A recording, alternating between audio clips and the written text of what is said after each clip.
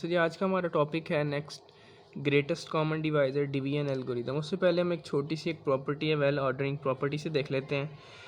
ये क्या कहता है जी, any set of a positive integer का कोई भी एक set must have least element, वो कोई ना कोई एक लीस्ट एलिमेंट रखता है, तो उसे हम क्या कहते हैं, वेल ऑर्डरिंग प्रॉपर्टी कहते हैं।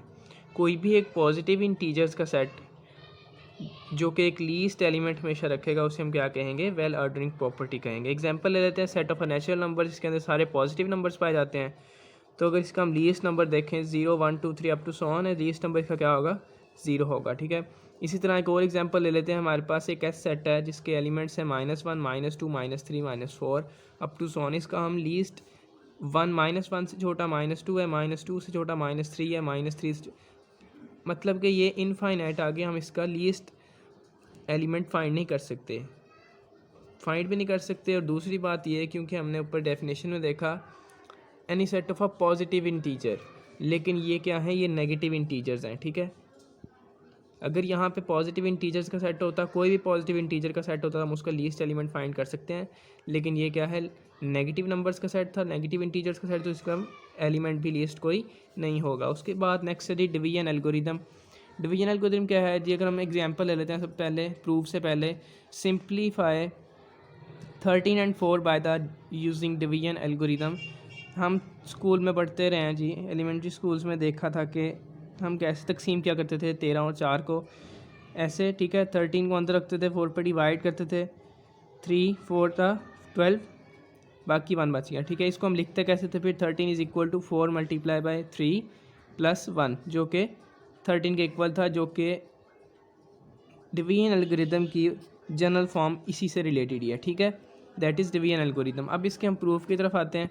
प्रूफ है जी, let a and b positive integers के ए और बी कोई भी पॉजिटिव इंटीजर्स हैं, then the exist unique integer, वो फिर there exist unique integer exist करेंगे उसके अंदर, एक इंटीजर क्यू जिसकी एक यूनिक वैल्यू होगी, और एक इंटीजर आर। क्यू को हम कोशेंट कहेंगे और आर को हम क्या कहेंगे, रिमाइंडर कहेंगे।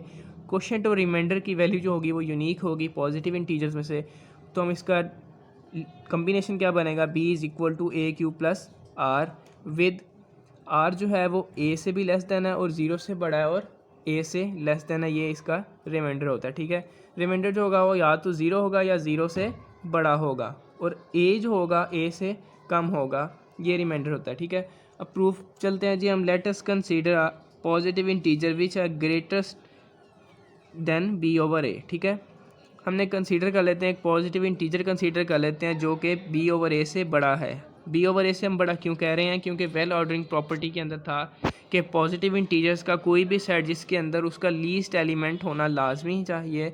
ठीक है, तो वो क्या था, पॉजिटिव इंटीजर्स। ठीक है, बी ओवर ए को अगर हम बी एक डिवाइड करता है ए बी को, तो वो किस में से होना चाहिए, उसका कोई ना कोई लीस्ट एलिमेंट होना चाहिए। तो हमने लेट कर लिया, सेट बन गया जी। इसको सेट की नोटेशन में लिखते हैं, set is equal to m such belongs to positive integer such that m greater than b over a. तो एस जो कंटेन कर रहा है वो क्या कर रहा है, पॉजिटिव इंटीजर से कंटेन कर रहा है। According to well ordering property s must have a least element.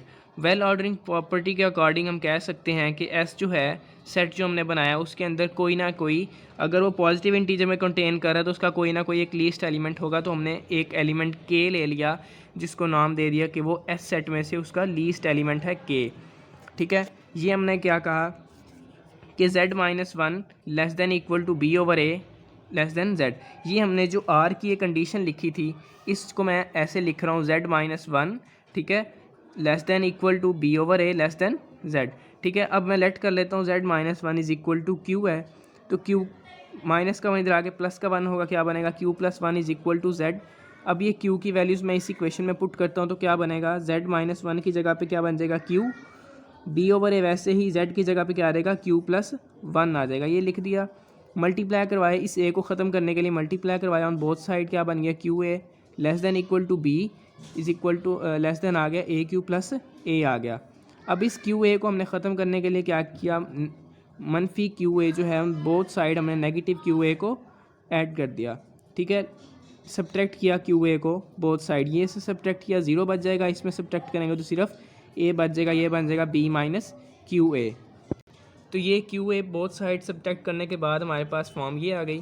ठीक है, अब हमने इस बी माइनस क्यू ए को हमने नाम दे दिया आर का। ठीक है, जैसे हमने आर की कंडीशन पढ़ी थी, आर जो होता है वो 0 से और ए के दरमियान आर की वैल्यू लाई करती है, तो हम बी माइनस क्यू ए को आर का नाम दे देते हैं। यहाँ से बी की वैल्यू निकाली, क्या बन गया, क्यू ए प्लस आर, जो कि एक डिवीजन एल्गोरिदम था। यही फॉर्म थी डिवीजन एल्गोरिदम की, b is equal to q a plus r. यही हमने प्रूव करना था, ये हमारे पास रिक्वायर्ड कंडीशन है। अब हम एक एग्जांपल जो हमने पहले देखी थी, सिंप्लीफाई की थी, जो हम एलिमेंट्री स्कूल में छोटे होते तरीके जो यूज़ करते थे वो तरीका था। अब हम ज़रा डिवीजन एल्गोरिदम में देखें कि वो इससे रिलेट कैसे करता है। तो 13 और 4 का हमने डिवीजन एल्गोरिदम के लिए यूज़ करते हैं। हमने एक सेट ले लिया, m बिलोंग कर रहा है पॉजिटिव इंटीजर से और m जो है वो ग्रेटर दैन है 13/4 से। ठीक है, m पॉजिटिव इंटीजर को बिलोंग कर रहा है और इसको हम डिवाइड करें तो नंबर बनता है 3.25।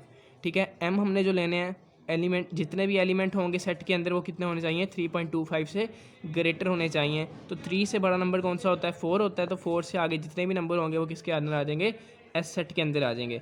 अब ये एक पॉजिटिव नंबर का सेट है, पॉजिटिव इंटीजर का, तो इसके अंदर से हम लीस्ट एलिमेंट निकालेंगे। लीस्ट एलिमेंट z किसके इक्वल आ गया, 4 के। इस सेट का लीस्ट एलिमेंट 4 है। ठीक है, अब इस 4 को हम, जो हमने इक्वेशन बनाई थी z-1 वाली, ये जो हमने लीस्ट एलिमेंट कंसीडर करने के बाद जो इक्वेशन बनाई थी z-1 less than equal to b over a less than z, इसके अंदर हम इसकी वैल्यू को पुट करेंगे। ये हमने वैल्यूज़ को पुट किया, z-1, z कितना था, 4 था, 4-1 less than equal to 13/4 less than 4। ठीक है, अब ये क्या बन गया, 4 से मल्टीप्लाई करवाया ऑन बोथ साइड, नीचे 4 ख़त्म करने के लिए क्या बन गया, 3 × 4 13 लेस दैन 4 × 3। अब 12 को हमने बोथ साइड क्या किया, सब्ट्रैक्ट किया, तो ये 0 हो गया, 13 - 12 हो गया और ये क्या आ गया, 12 आ गया। ठीक है, सब्ट्रैक्ट करने के बाद अब ये हमारे पास, इसको हमने किसका नाम दिया था, आर का नाम दिया था, 13 - 3 × 4। ठीक है, आर का नाम दे दिया। अब हमारे पास ये क्या बन सकता है, 13 - 12 इज़ इक्वल टू 1। अब ये माइनस का 12 इधर आगे प्लस का 12 हुआ, 13 इज़ इक्वल टू 4 × 3 + 1। यही चीज़ हमने जब हमने उसे सिंप्लीफाई किया था सिंपल मेथड के साथ, तब भी हमारे पास यही आंसर आया था, दैट इज़ रिक्वायर्ड कंडीशन। तो हमने बता दिया कि डिवीजन एल्गोरिदम हम छोटे होते कैसे यूज़ करते रहे, लेकिन हमें कुछ ख़ास पता नहीं था अकॉर्डिंग टू दिस डेफिनेशन। ठीक है, तो ये था डिवीजन एल्गोरिथम। इसके बाद है जी greatest common divisor. Greatest common divisor क्या होता है, द लार्जेस्ट पॉजिटिव इंटीजर, कि एक बड़े से बड़ा पॉजिटिव इंटीजर दैट डिवाइड्स, जो डिवाइड करता हो both a and b, both a और बी दोनों को, दैट इज़ कॉल्ड जीसीडी। तो वो ए और बी का जीसीडी कहलाएगा। इसको हम डिनोट कैसे करते हैं, स्मॉल ब्रैकेट ए बी। ठीक है, इसको हम, अगर हम नंबर थ्योरी के अंदर यूज़ करेंगे तो इससे हम जीसीडी यूज़ करेंगे, जीसी का नाम देंगे, जहाँ भी हम ये न्यूटेशन देखेंगे इसको हम जीसीडी कहेंगे। ठीक है, लेकिन हम अगर कोई और सब्जेक्ट पढ़ रहे हैं तो उसके अंदर हम ये ऑर्डर पेयर भी यूज़ किया जाता है, एक्स वाई की वैल्यूज़ भी यूज़ की जाती हैं। ठीक है, एक एग्जाम्पल ले लेते हैं, ए की वैल्यू 6 है, बी की वैल्यू 12 है। इनके हमने मल्टीपल्स लिख लिए, 6 के मल्टीपल 1 2 3 और 6 है, बी के मल्टीपल लिख लिए, डिवाइज़र सॉरी, ए के डिवाइज़र लिखे 1 2 3 6 है और बी के डिवाइज़र लिख लिए 1 2 3 4 6 12 है। इसके अंदर हमने देखना है कॉमन डिवाइज़र कौन से हैं। कॉमन डिवाइज़र 2 3 एंड 6 है, 1 2 3 एंड 6 हैं। तो ग्रेटेस्ट कॉमन डिवाइज़र कौन सा है, 6 है ग्रेटेस्ट कॉमन डिवाइज़र। तो हम कह सकते हैं so the GCD of a and b के ग्रेटेस्ट कॉमन डिवाइज़र ए और बी का क्या है, 6 है। ये तो थी एग्जाम्पल। अब अगर इसके हम प्रूफ की तरफ देखें, थ्योरम 1.4 है शायद किताब के अंदर। तो थ्योरम है the greatest common divisor of two numbers, दो नंबर का जीसीडी ए एंड बी, जो कि दो नंबर्स हैं, is the smallest positive linear combination of a and b, कि उनके smallest linear combination of a and b भी होगा। ठीक है, प्रूव करते हैं। गिवन हमें क्या है, greatest common divisor of a and b and the smallest positive linear combination of a and b. ये हमने पहली चीज़ लिखी, d is equal to a b, greatest common divisor of a and b. And दूसरी चीज़ हमें थी, m is the smallest positive linear combination of a and b. M का हमने ए बी के साथ स्मॉलेस्ट लीनियर कम्बिनेशन लिख लिया। एंड एस टी को हमने बिलोंग्स करा है इंटीजर्स के साथ and it is least. Least क्या होंगे, क्योंकि एम जो होगा वो स्मॉलेस्ट पॉजिटिव वैल्यू दे रहा है। According to division algorithm for a and m, a और एम के लिए हम अकॉर्डिंग डिवीजन एल्गोरिदम यूज़ करते हैं। तो ये इसको हम वैल्यूज़ को कैसे यूज़ करेंगे, a is equal to m q plus are.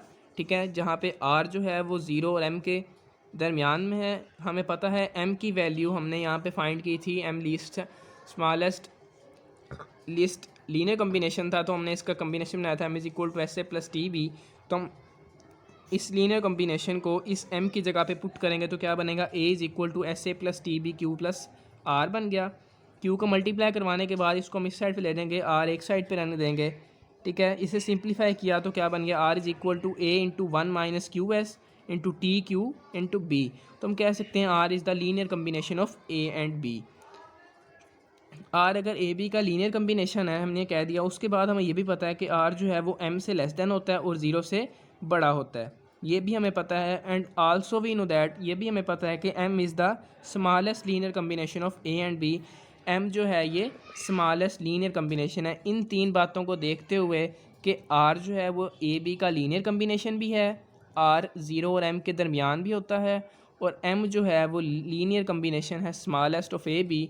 तो हम ये बात कह सकते हैं कि अगर m ही स्मॉलेस्ट है r, तो फिर r की वैल्यू, ये पॉसिबिलिटी तो ख़त्म हो जाती है कि r जो है वो m से लेस हो, ठीक है। तो ये r जो होगा वो ज़ीरो के इक्वल आ जाएगा। तो हमने क्या कह दिया, thus r is equal to zero. तो हमारे पास इक्वेशन क्या थी, a is equal to q m plus r zero हो जाएगा, बन जाएगा a is equal to q m. तो हम कह सकते हैं a is the multiple of m। तो हम इसको लिख दिया m डिवाइड्स a। अगर हमने जिस तरह पीछे यूज़ किया था, यहाँ पे हमने डिवीजन एल्गोरिथम यूज़ किया था फॉर a एंड m, इसी तरह अगर हम a b और m के लिए यूज़ करेंगे तो उसका जवाब क्या आएगा, similarly if we apply division algorithm m and b we will get m divides b। इस आंसर को देखते हुए, इस चीज़ को देखते हुए m डिवाइड कर रहा है a को, तो हम कह सकते हैं कि अगर m और b के ऊपर अगर हम डिवीजन एल्गोरिथम यूज़ करें, उसे सिंप्लीफाई करें, तो m डिवाइड्स करेगा b को। तो इन दोनों चीज़ों को देखते हुए कि m a को भी डिवाइड करता है, m b को डिवाइड करता है, तो हम कह सकते हैं m is the common divisor of a and b। m एक ऐसा नंबर है जो दोनों नंबर a और b को डिवाइड करता है। वी नो दैट, हम जानते हैं m is the linear combination of a and b, ये लिखा, and d is the greatest common divisor of a and b। अगर ग्रेटेस्ट कॉमन डिवाइज़र है तो d a को भी डिवाइड करेगा और d b को भी डिवाइड करेगा। अगर d a और b दोनों को डिवाइड करता है, तो हमने पीछे डिविजिबिलिटी की एक प्रॉपर्टी पढ़ी थी कि d a और d b को डिवाइड करता है तो d जो होगा उनके लीनियर कम्बिनेशन को भी डिवाइड करेगा, जो कि लीनियर कम्बिनेशन किसके इक्वल है, m के इक्वल है। तो क्या बन जाएगा, d divides m। So we can say that d divides m is the required, d is equal to m। हमने लेट किया था, d जो है हमें पता था कि एक ग्रेटर कॉमन डिवाइज़र है, ठीक है। d क्या था, ग्रेटेस्ट कॉमन डिवाइज़र था। m जो है वो लीस्ट, हमने स्मॉलेस्ट पॉजिटिव नंबर लिया था हमने, ठीक है। अब ये तब ही इसको डिवाइड करेगा जब इनकी वैल्यू क्या होगी, इक्वल होगी।